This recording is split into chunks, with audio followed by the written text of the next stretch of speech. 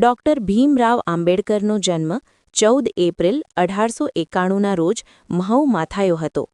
તેઓ દલિત એટલે કે અછૂત પરિવારમાં જન્મ્યા હતા, જેના કારણે બાળપણથી જ તેમને જાતિભેદ અને અસમાનતાનો સામનો કરવો પડ્યો. શાળામાં પણ તેમને અલગ બેસાડવામાં આવતા અને પાણી જેવી મૂળભૂત સુવિધાઓમાં પણ ભેદભાવ સહન કરવો પડતો. શિક્ષણ જીવન. તેમણે પ્રાથમિક શિક્ષણ પછી ઉચ્ચ અભ્યાસ માટે વિદેશમાં અભ્યાસ કર્યો.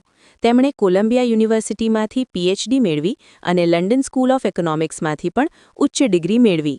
તેઓ ખૂબ જ શિક્ષિત અને જ્ઞાનવાન નેતા હતા. સમાજ સુધારક તરીકે કાર્ય. ભારતમાં પાછા આવીને તેમણે દલિતો અને પીડિત વર્ગ માટે કામ શરૂ કર્યું. તેમણે અછૂતતા સામે લડત આપી અને સમાન અધિકારો માટે અનેક આંદોલનો કર્યા, જેમ કે મહાડ સત્યાગ્રહ અને કાલારામ ટેમ્પલ એન્ટ્રી મૂવમેન્ટ. ભારતને સ્વતંત્રતા મળ્યા પછી તેઓ દેશના પ્રથમ કાનૂન મંત્રી બન્યા. તેઓ કોન્સ્ટિટ્યુઅન્ટ એસેમ્બલી ઓફ ઇન્ડિયાની ડ્રાફ્ટિંગ કમિટીના અધ્યક્ષ હતા.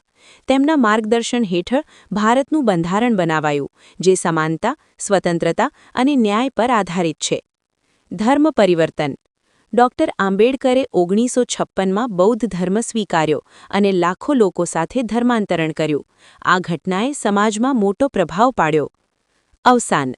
તેમનું અવસાન 6 ડિસેમ્બર 1956ના રોજ થયું.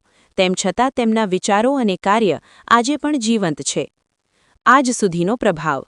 ડૉક્ટર આંબેડકરનો પ્રભાવ આજે ભારતના સમાજ, રાજકારણ અને શિક્ષણ ક્ષેત્રમાં સ્પષ્ટ દેખાય છે. સમાનતા, માનવ અધિકારો અને સામાજિક ન્યાય માટે તેમના વિચારો આજે પણ માર્ગદર્શન આપે છે.